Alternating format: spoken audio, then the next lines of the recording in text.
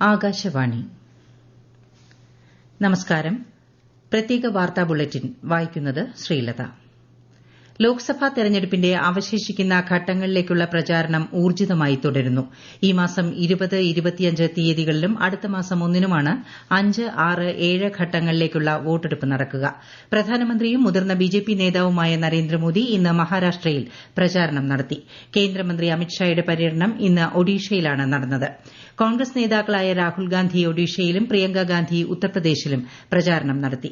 ഡൽഹി മുഖ്യമന്ത്രിയും ആം ആദ്മി പാർട്ടി നേതാവുമായ അരവിന്ദ് കെജ്രിവാൾ ഇന്ന് ഉത്തർപ്രദേശിലാണ് പ്രചാരണം നടത്തുന്നത്. 7ാം ഘട്ട ലോക്സഭാ തെരഞ്ഞെടുപ്പിനായുള്ള നാമനിർദ്ദേശ പത്രികകളുടെ സൂക്ഷ്മ പരിശോധനയും ഇന്ന് നടന്നു. ലോക്സഭാ തെരഞ്ഞെടുപ്പിന്റെ 5, 6 ഘട്ടങ്ങളുടെ ഒരുക്കങ്ങൾ തെരഞ്ഞെടുപ്പ് കമ്മീഷൻ അവലോകനം ചെയ്തു. മുഖ്യ തെരഞ്ഞെടുപ്പ് കമ്മീഷണർ രാജീവ് കുമാർ, തെരഞ്ഞെടുപ്പ് കമ്മീഷണർമാരായ ഗ്യാനേഷ് കുമാർ, സുഖ്ബീർ സിംഗ് സദ്ധു എന്നിവർ നിരീക്ഷകരുമായി വിദൂര ദൃശ്യ സംവിധാനത്തിലൂടെയാണ് സംവദിച്ചത്. ഈ മാസം 20-ന് 5ാം ഘട്ടവും 25-ന് 6ാം ഘട്ടവും ജൂൺ 1-ന് 7ാം ഘട്ടവും നടക്കും. ജൂൺ 4-നാണ് വോട്ടെണ്ണൽ. പുതുക്കിയ പൌരത്വ ഭേദഗതി നിയമപ്രകാരം 14 പേർക്ക് കേന്ദ്ര സർക്കാർ പൌരത്വ സർട്ടിഫിക്കറ്റ് നൽകി. കേന്ദ്ര ആഭ്യന്തര സെക്രട്ടറി അജയ് കുമാർ ഭല്ലയാണ് അപേക്ഷകർക്ക് പൌരത്വ സർട്ടിഫിക്കറ്റ് കൈമാറിയത്. ഭേദഗതി ചെയ്യപ്പെട്ട ചട്ടപ്രകാരം പാകിസ്ഥാൻ, ബംഗ്ലാദേശ്, അഫ്ഗാനിസ്ഥാൻ എന്നിവിടങ്ങളിൽ നിന്ന് 2014 ഡിസംബർ 31 വരെ ഇന്ത്യയിൽ പ്രവേശിച്ച ഹിന്ദു, സിഖ്, ജൈന, ബുദ്ധ, പാഴ്സി, ക്രിസ്ത്യൻ വിഭാഗങ്ങളിൽ നിന്നുള്ളവരിൽ നിന്നാണ് അപേക്ഷകൾ സ്വീകരിച്ചത്. ഡൽഹി മദ്യനയ അഴിമതി കേസുമായി ബന്ധപ്പെട്ട് മുൻ ഉപമുഖ്യമന്ത്രി മനീഷ് സിസോദിയയുടെ കസ്റ്റഡി കാലാവധി ഈ മാസം 30 വരെ ഡൽഹി കോടതി നീട്ടി. സിസോദിയയെ പ്രതികളിലൊരാളായി ഉൾപ്പെടുത്തി സെൻട്രൽ ബ്യൂറോ ഓഫ് ഇൻവെസ്റ്റിഗേഷനാണ് കേസ് രജിസ്റ്റർ ചെയ്തത്. സംസ്ഥാനത്തെ ഡ്രൈവിംഗ് സ്കൂൾ ഉടമകളുടെ സമരം അവസാനിപ്പിച്ചു. ഗതാഗത മന്ത്രി കെ.വി. ഗണേഷ് കുമാറുമായി ഡ്രൈവിംഗ് സ്കൂൾ ഉടമകളുടെ യൂണിയനുകൾ തിരുവനന്തപുരത്ത് നടത്തിയ ചർച്ചയെ തുടർന്നാണ് സമരം അവസാനിപ്പിച്ചത്. നാളെ മുതൽ ഡ്രൈവിംഗ് ടെസ്റ്റുകൾ പുനരാരംഭിക്കും.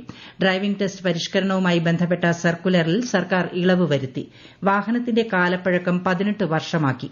പഴയപോലെ എടുത്ത ശേഷം മാത്രം റോഡ് ടെസ്റ്റ് നടത്തും. കാലവർഷം ഞായറാഴ്ചയോടെ തെക്ക് കിഴക്കൻ ബംഗാൾ ഉൾക്കടലിലും ആൻഡമാൻ കടലിലും നിക്കോബാർ ദ്വീപിലും എത്തിച്ചേരാൻ സാധ്യതയുണ്ടെന്ന് കേന്ദ്ര കാലാവസ്ഥാ വകുപ്പ്. ചക്രവാത ചുഴിയുടെയും ന്യൂനമർദ്ദപാത്തിയുടെയും സ്വാധീനത്താൽ സംസ്ഥാനത്ത് അടുത്ത 7 ദിവസം ഇടിമിന്നലോടും ശക്തമായ കാറ്റോടും കൂടിയ മഴയ്ക്ക് സാധ്യതയുണ്ട്. ഇന്ന് 9 ജില്ലകളിൽ മഞ്ഞ ജാഗ്രതയാണ്. കേരള തീരത്ത് ഇന്നും നാളെയും മണിക്കൂറിൽ ശക്തമായ കാറ്റിനും മോശം കാലാവസ്ഥയ്ക്കും സാധ്യതയുള്ളതിനാൽ മത്സ്യത്തൊഴിലാളികൾ കടലിൽ പോകരുതെന്നും നിർദ്ദേശമുണ്ട്. ഇന്ന് രാത്രി വരെ ഉയർന്ന തിരമാലയ്ക്കും കടലാക്രമണത്തിനും സാധ്യതയുള്ളതിനാൽ തീരദേശവാസികൾ ജാഗ്രത പാലിക്കണം. ഇടവിട്ടുള്ള മഴ സംസ്ഥാനത്ത് ഡെങ്കിപ്പനി വ്യാപനത്തിന് കാരണമാകുന്നതിനാൽ പ്രതിരോധ പ്രവർത്തനങ്ങൾ അനിവാര്യമാണെന്ന് ആരോഗ്യമന്ത്രി വീണ ജോർജ്.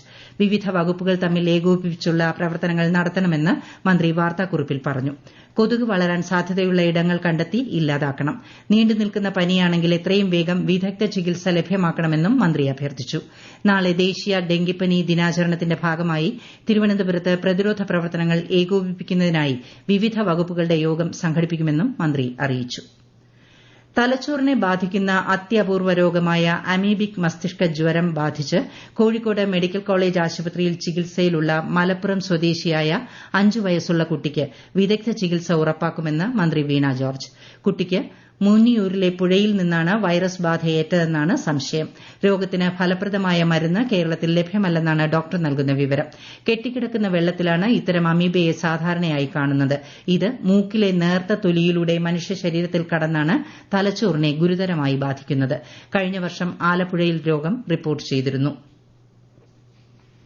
കാസർഗോഡ് പടന്നക്കാട്ട് വീടിനുള്ളിൽ ഉറങ്ങിക്കിടക്കുകയായിരുന്ന 10 വയസ്സുകാരിയെ തട്ടിക്കൊണ്ടുപോയി സ്വർണ്ണാഭരണം കവർന്ന കേസിൽ അന്വേഷണം ഊർജ്ജിതമാക്കി ഹോസ്ദുർഗ് പോലീസ്.